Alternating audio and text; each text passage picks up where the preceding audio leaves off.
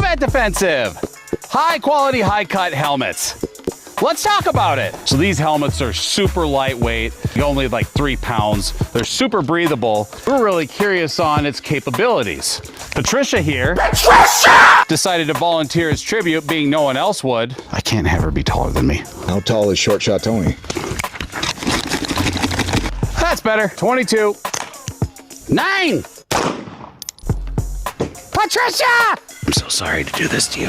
What comes after 9? 10. Look at that. Just a little indentation. No penetration. Let me fix your hair.